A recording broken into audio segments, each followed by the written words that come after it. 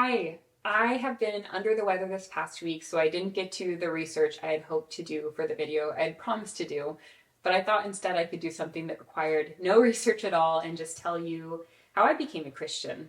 So, for those of you who haven't met yet, by the way, I'm Gina. Nice to meet you. Um, there I was. I grew up in a non-Christian household, agnostic leaning atheist, but really it just wasn't in the mix at all.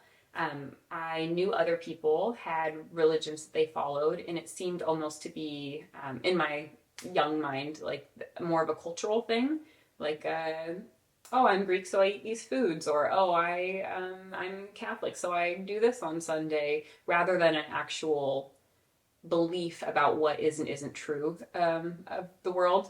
So I went to church a couple times, just when I'd spend the night at a friend's house, and then um, I spent the night on a Saturday, and then Sunday morning I would roll out of bed and go to church with them, and before I headed home. But it was me just being a good sport. It wasn't something I was into. And then when high school came around, I don't know what the catalyst was, but I started thinking about this. At some point over all those years, I had formed an idea in my mind. And if you had asked me, I would have said that religions, any worldview that was not atheist, was a lot like Greek mythology. That like what a fun thing to believe, and it gives you purpose, but also very silly. And future societies are going to study this and talk about it and think we're silly. um, and when I was 17, I had this group of friends who I was hanging out with almost every day for one summer. And within that group of friends, a couple of them were Christian. And we would talk about religion. And they would talk about what they believed, and I would ask questions and, try to maybe poke holes in what they were saying. And I'd done this before when talking to people of other faiths and probably Christianity as well. And people didn't always have answers to my questions, which made me feel very self-righteous, like I was, on the right track with my budding atheist beliefs. And these friends did have answers. They were real deal quick Christians, and I wouldn't have been able to articulate it like that at the time, but that's what it was. They were people who weren't just going through the motions. They knew what they believed and why they believed it. And that led me to do a lot of research. And not because I was interested in Christianity, but because I was interested in winning the debates that we were having, or that I was having with them. I don't know if they they would have interpreted it the same way. They were probably just having nice conversations. And that research led me to learn a bit about the history for Christianity and the evidence. And what I found is that there is good. Oh, my dog's coming. Hi, Harlow.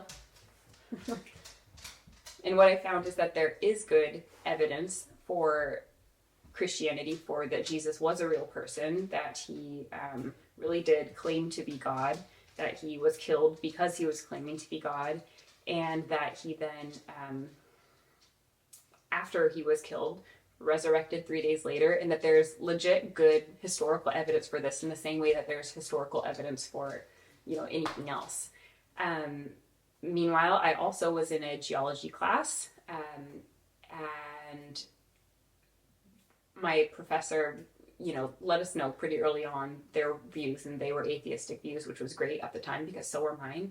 But we got talking about the different eras and ages of the universe, and going back and back and back. And when we got talking about the Big Bang and what set it all off, he talked about different theories that scientists had, and that they weren't really sure, but maybe it could have been something like, I'm positive I'm misquoting and getting this wrong, but so maybe it was something like, oh, there was a couple RNA that were floating around in the universe, and there was maybe a mutation in one of them, and that allowed something new to create and spin off this entire universe. And I said, okay, fine, great, that sounds good to me. And then I asked, what happened before the RNA? Like, what caused the RNA to exist? Because I knew that nothing couldn't cause something. Something had to cause something. And his response was, oh, that's pre-evolutionary theory. And so that was a light bulb moment for me where I realized that, oh my gosh, atheists have to rely on faith just as much as all of these other worldviews, if not more. The the impression I had before was that, oh, if you are an atheist, it's because you're basing it on provable information, but that wasn't quite right. So at the same time, I started going to a church for the first time, and I did this secretly because I wasn't a Christian. I was still not interested in. I was terribly embarrassed about it, but I started learning about the Bible and learned that it is really connected to history as well. And what surprised me is I wasn't going and hearing like, some vague spiritual message, positive encouragement. It was actually more like a history book. We were going verse by verse through the Bible, and it was like it was like a history class. Added to that, I started listening to an apologist, or a group of Christian apologists who would go to different universities around the campus, and then they would present their beliefs and then let students ask questions.